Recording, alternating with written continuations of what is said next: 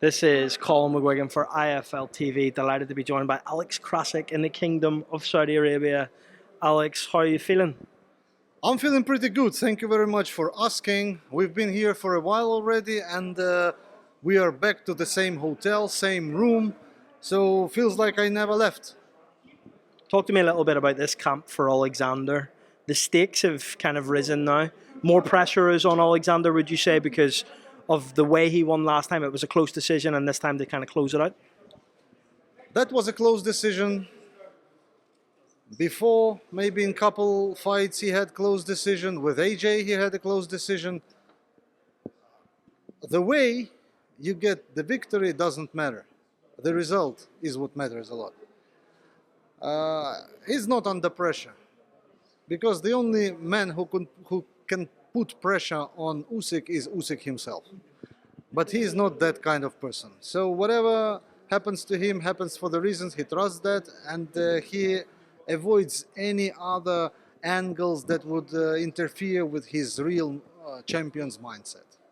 We seen at the press conference in London, he came different to usual. He came dressed as the hitman. What was the reasoning behind that? You mean the dressing that he walked in the first fight? Hetman. Hetman means a Ukrainian army leader of ancient times, like 17th century, and he was like showing the pride of Ukraine as long as Ukraine is now conducting the war, defending itself from the Russian invasion. This spirit of worship, of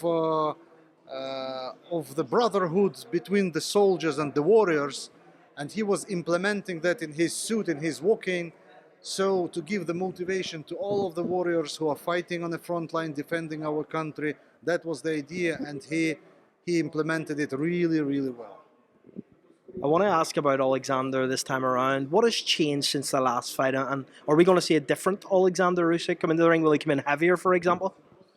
I don't think he's going to be any heavier. Maybe, I don't know, something that is not really considerable. But the way he feels himself, probably we can see some shifts. But normally, he treats each fight like the fight of his lifetime. For this reason, I don't think he will conduct himself in any other different manner rather than he did in the previous ones. We've seen it a few times in the last fight where he maybe, rocked Tyson Fury. It looked as if maybe if he stepped on the gas a little bit, he might be able to try and stop Tyson. Do you believe this time around Oleksandr will look to stop Tyson Fury? We, as boxing fans, we are thirsty to see a KO because it's brutal. The guy goes down, he loses consciousness, you see blood everywhere. But this is only for the fans. For him being a fighter, he respects Tyson, he respects his opponent, not just Tyson, his opponent. He knows that this guy who stands in front of him is not his enemy. He's just his rival. He's the same warrior with the same heart, and he has his family, his kids waiting for him. So why should he put that much damage on his opponent if damage he has already put is sufficient to become the victorious? In terms of Oleksandr himself, if Tyson was to win this fight, it would be 1-1. Contractually, would there be a rematch then for a trilogy? Contractually, no, but logically, probably yes. But there's no contractual agreement that Oleksandr has to rematch. Listen, we are in Saudi Arabia, where His Excellency Turki al-Sheikh is making fans' dreams come true. And if at some point, after Tyson loses the second fight, and His Excellency would love to see the trilogy, I don't see any reasons for it being impossible. Obviously, last time out, John Fury was here. There was a clash between the two camps on the first day. We have heard today that John won't be here until Thursday. What's your opinion on that? Opinion on what? John Fury not being here until Thursday. Do you think that's a good move from Team Fury? I mean, he wasn't, for me, he was not anything that somehow changed. So whether he's present or not, it doesn't change much. Last time there was a kind of a conflict, some testosterone, but I treat it very simple. What about the guy that was involved in that last time? Is he part of Team Usyk this time? He's not gonna be here until Monday. Till Monday? Yes. So he's not here at all? Was that a decision that you made alongside Oleksandr? Yeah, he got knocked down. That's why he was out of the game. I can never tell if you're being serious or not. Well, neither can I. Talk to me a little bit about Alexander's mindset going into this fight, Alex. In your conversations with him, is he fully focused on the job at Will, or is he looking towards an iconic night of boxing on Saturday night?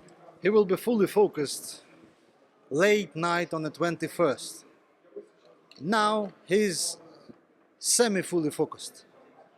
So he's focused on what he has to do, but he still has some needs like having lunch, watching a movie, having a alcohol-free drink or whatever, having a good sleep, some laugh, a phone call with his kids. That's what he's focused now. But when the time comes, he will be 100%, 207, I don't know how many 100% he's gonna be ready for the ring. We've seen Daniel Dubois beat Anthony Joshua. A lot of people would like to see Dubois rematch with Alexander Usyk. Dubois rematch, it's a bit too early to talk about. First, Usyk has to be victorious. Second, Dubois has to be victorious, and he has to be victorious. Some people underestimate his opponent for I don't know why, but the guy has such a great footwork. Well, you can't call him a puncher, but the way he lands the punches is enough to make any heavyweight go down. For this reason, I would not write off our brother from New Zealand. He is a strong man. Parker is a really, really strong man, and I would probably give advantage to Parker in this fight rather than to Daniel. What do you make of Anthony Joshua and his potential return against Daniel Dubois in the summer? Do you believe that Anthony Joshua could beat Daniel Dubois in the rematch? Why not?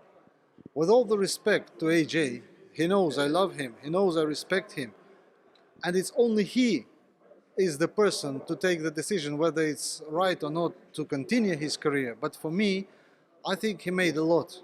He made a lot already in boxing, and he's been a champion and been a unified champion, and it's good to find the right moment to stop. He has made a lot of noise in division. He has made, well, in the world of boxing. For me, I think it's good time for him to finish the career and to focus on some other sorts of things that he can do in his life, because he's a successful man. He can do whatever he wishes. He is so recognizable, so people love him. He can be a Hollywood star, he can be an actor, he can be whatever he wishes. So I don't have this feeling that he is ready to come back. Well, Alex, I'll leave you with a final word before I let you go. How does this end on Saturday night? Can you give me a prediction? Ha, ha, ha, ha, ha. No, I cannot. I cannot give you a prediction because I'm not the one who can predict things. I can analyze them, but not predict. For me, it's a 50-50, and when it's 50-50, the coin lands either even or odd. You just have no idea. Alex Krassyuk, thank you for your time.